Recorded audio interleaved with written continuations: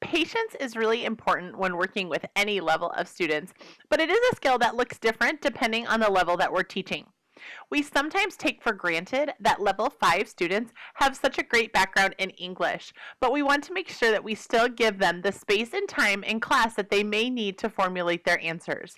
If a student is taking some time to think or having a hard time putting together a response, there are a few things we can do.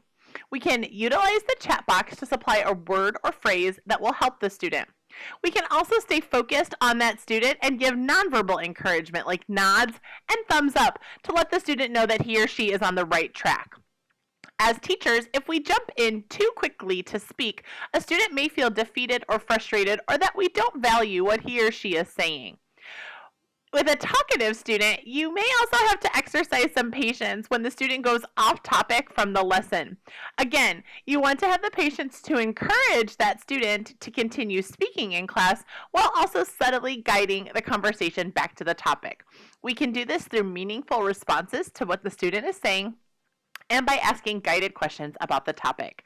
Let's take a look at a clip where my student Jenny has some great ideas to share that I might have missed if I didn't give her some time and space to think about and formulate her answers.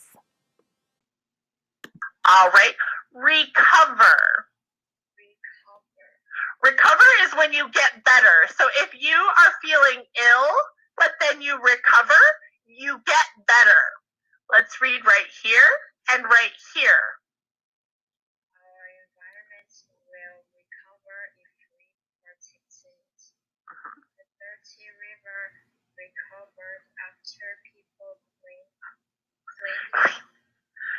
So what do you think the people did to the river to help it recover?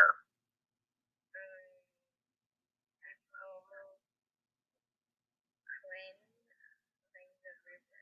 How would you clean a river? What could you do?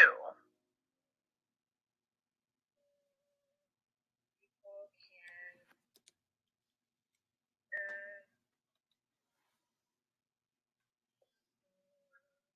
can pick up the trash.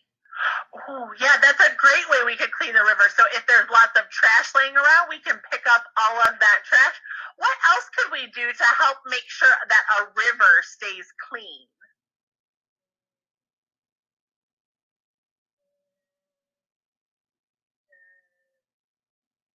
Don't throw away trash in the river.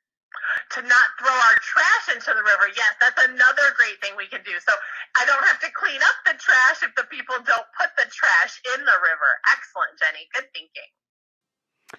So, as you could see in the video, this wasn't a student who necessarily needed a patient teacher because she's jumping on her bed or showing lots of toys like a younger student might.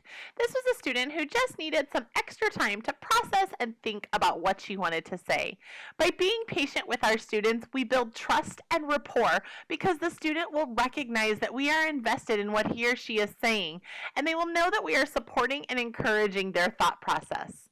If we are able to establish that trust and rapport, our students are going to be more likely to take risks and may even be less hesitant to speak in our classes because they know we will support and guide them.